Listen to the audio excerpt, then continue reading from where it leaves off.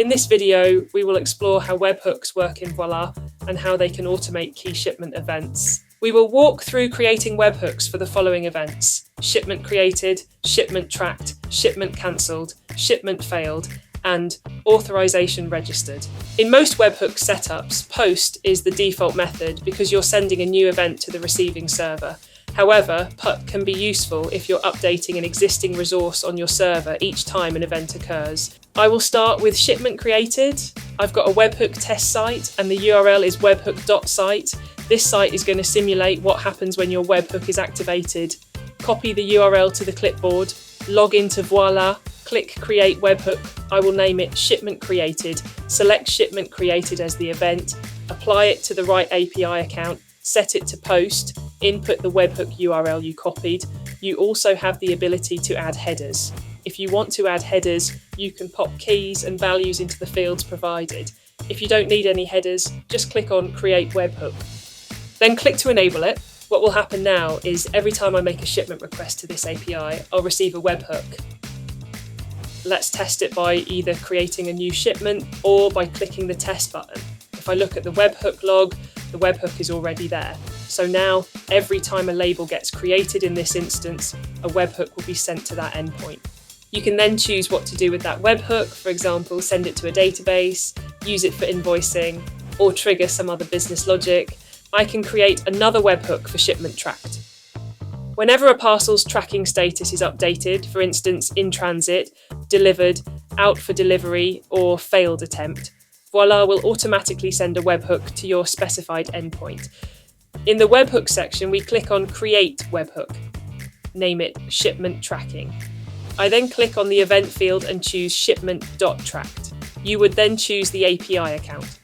Then you choose the method, post or put, based on your needs, and enter a URL. Click Create Webhook and then enable it. The idea is that every time a tracking event occurs on your parcel, you will receive a webhook, an event sent straight to an endpoint of your choosing. You can test it and look at the results. Let's set up a cancellation webhook. Go to the webhook section again and set up a new webhook for shipment.cancelled. In the webhook section, we click on Create Webhook.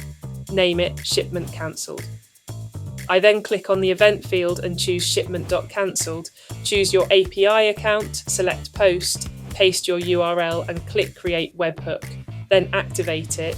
Now if I click the test button or go to a shipment and cancel it, if I look at the webhook logs again, I can see a new post for shipment.cancelled. This is helpful if you're recording data in a table and want to track when shipments get cancelled. The last webhook is Shipment Failed. In the webhook section, we click on Create Webhook, call it Shipment Failed. I then click on the event field and choose shipment.failed. Luckily, we can use the test button to verify if it works.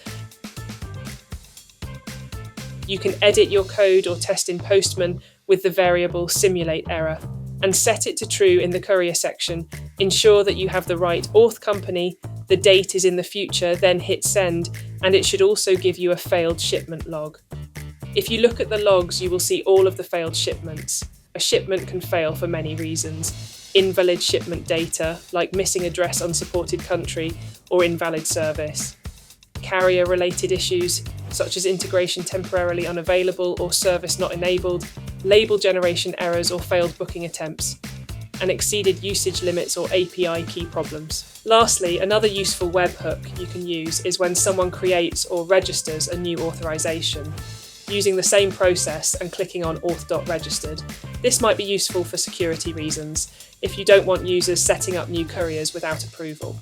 This webhook will notify you when a new courier is added and send that event to your specified endpoint. You can test it by creating an auth for the API account or by clicking on the test button then looking at the logs. Webhooks are not just important for tracking. They're also really handy if you want to maintain a database of shipments that were created or cancelled for auditing, automation, or reporting purposes. Thanks for watching, and don't forget to look at the rest of our videos to keep building your expertise with Voila.